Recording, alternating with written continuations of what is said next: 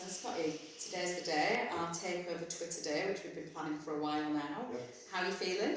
I'm not going to lie, I am a little bit nervous, when you're on camera and, front and centre, it is a little bit nerve-wracking, but yeah, I've got my best Keith Lemon accent, so yeah. Brilliant, that's good to hear. And I've not done a vlog before, so this is my first vlog, so it was really important that we did something like this today, I think, after the last few months of you working with us, and questions that have come up from people that we work with, from our partner agencies as well, about what co-production is, and internally, some of our own staff who were quite familiar with it. So we went out, didn't we? We asked people what the questions were. We got a really good response. So we've had loads of really good questions coming in.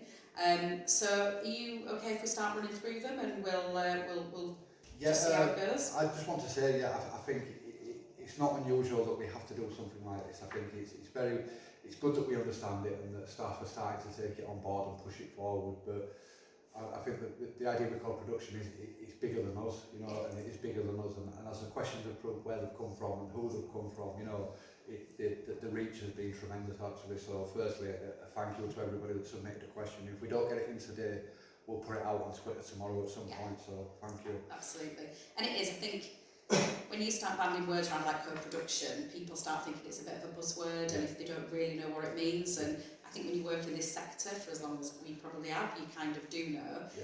So it's our responsibility, I think, to kind of make it clear to people and try and get people to understand a little bit better. So we've got quite a few questions. So if you're all right to start, we'll work through. So the first question that's come in is from John Royal, and John is the Chief Executive Officer for the Bridge Project over in Bradford. Hello, John. Hi, John, and thanks for your question. So John said, I've seen too many organisations invite people they're supporting onto strategy groups, etc., because they think it's the right thing to do, only to see individuals struggling to engage with what's happening in the group, because discussions are often very technical and full of jargon.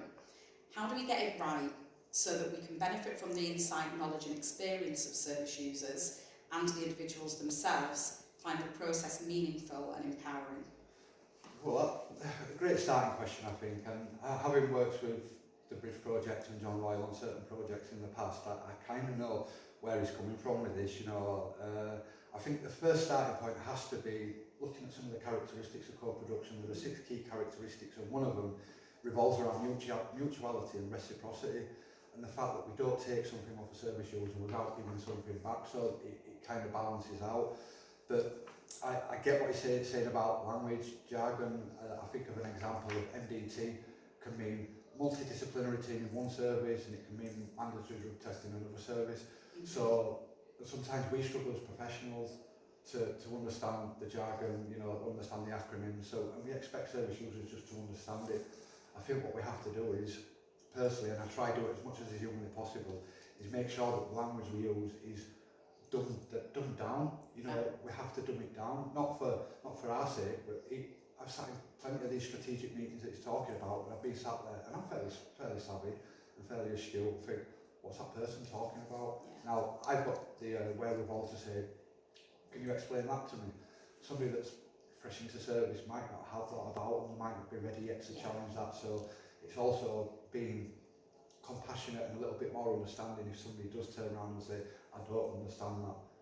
We know why they don't understand it is because we struggle to understand it. So working from that standpoint, and also making sure that the insight, knowledge and experience that we work with from service users is done with mutuality and reciprocity. What do they want out of it? They're not just sitting there for the sake of sitting there. Make sure they get something out of it, whether it's training, whether it's something on the CV, whether it's better knowledge, whether it's actually payment, or whether it's expenses. It could be as simple as coffee and biscuits, but it can be as more technical as training and stuff like that. So I think I'd leave that there with that one. Just on that, because I know I know you've led some service user focus groups recently. Did you have any of that? Did you have any of our clients that did struggle with any of the jargon or terminology, or did that sort of fed that back?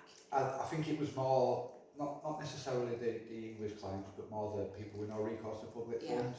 I had to make sure that what we were talking about was either repeated twice, passed on through somebody else that had a little bit of knowledge of language, and to make sure that you speak slowly and you're speaking to people directly, not stood there doing that, or stuck behind your arm. And So but it wasn't in the sense that I made it so technical that they didn't understand. It was more around the people with no recourse.